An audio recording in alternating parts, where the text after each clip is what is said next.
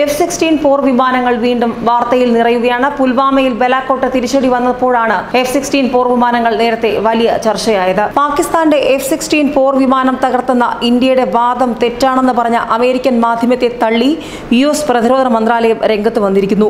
ഇതിനെക്കുറിച്ച് അറിവില്ലെന്നും പാകിസ്ഥാന് നൽകിയ F-16 നഷ്ടമായിട്ടുണ്ടോ എന്നത് സംബന്ധിച്ച് ഒരു അന്വേഷണവും നടത്തിയിട്ടില്ലെന്നും പെന്റഗണിൽ നിന്നും വ്യക്തമാക്കുന്നുണ്ട്.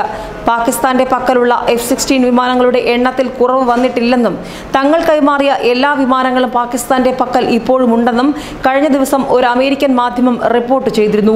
അമേരിക്കയുടെ പ്രതിരോധ മന്ത്രാലയത്തിലെ 2 ഉദ്യോഗസ്ഥരെ ഉദ്ധരിച്ചാണ് റിപ്പോർട്ടെന്നും മാഗസിൻ അവകാശപ്പെട്ടിരുന്നു. എന്നാൽ പാകിസ്ഥാന് നൽകിയ F-16 നഷ്ടമായിട്ടുണ്ടോ ഇല്ലയോ എന്നത് തങ്ങൾക്ക് അറിവില്ലെന്നാണ് പെന്റഗണിൽ നിന്നും ഇപ്പോൾ വരുന്ന ഔദ്യോഗിക സ്ഥിരീകരണം. പാകിസ്ഥാന്റെ F-16 പോർ വിമാനം തകർത്തെന്ന ഇന്ത്യയുടെ വാദം തെറ്റാണെന്ന് പറഞ്ഞ അമേരിക്കൻ മാധ്യമത്തെ തള്ളി ഇന്ത്യൻ വ്യോമസേനയും രംഗത്തെത്തിയിരുന്നു. തങ്ങളുടെ വിംഗ് കമാൻഡർ അഭിനന്ദൻ വർദ്ധമാൻ പാകിസ്ഥാന്റെ F-16 വെടിവെച്ചിട്ടുവെന്നും ഇതിന് കൃത്യമായ തെളിവുകളുണ്ടെന്നും ഇന്ത്യ വ്യക്തമാക്കി. പാക് അധിനിവേശ കശ്മീരിലെ നൌഷേര മേഖലയിലാണ് F-16 വിമാനം വെടിവെച്ച് വീഴ്ത്തിയതെന്ന് air staff assistant chief air vice marshal RGK Kapoor പറഞ്ഞു. വ്യോമാക്രമണം നടന്ന ഫെബ്രുവരി 27-ന് അവരുടെ വിമാനം തിരിച്ചെത്തിയിട്ടില്ലെന്ന കാര്യം പാക് വ്യോമസേനയുടെ റേഡിയോ ആശയവിനിമയത്തിലും വ്യക്തമാണ്. വിമാനങ്ങളിൽ നിന്നുള്ള ഇജക്ഷൻ സംബന്ധിച്ച ഇലക്ട്രോണിക് സിഗ്നേച്ചറുകളിലും പാകിസ്ഥാന്റേത് F-16 ആണെന്ന വിവരമുണ്ടായിരുന്നതായി അദ്ദേഹം പറയുന്നുണ്ട്.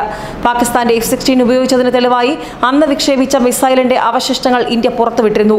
അമ്ര മിസൈലിന്റെ അവശിഷ്ടങ്ങൾ കാണിക്കുകയും അഭിനന്ദൻ വർദ്ധിയ MiG-21 ബൈസൺ വിമാനം പാകിസ്ഥാന്റെ F-16 വെടിവെച്ചിട്ടതായും വ്യോമസേന സ്ഥിരീകരിച്ചിരുന്നു.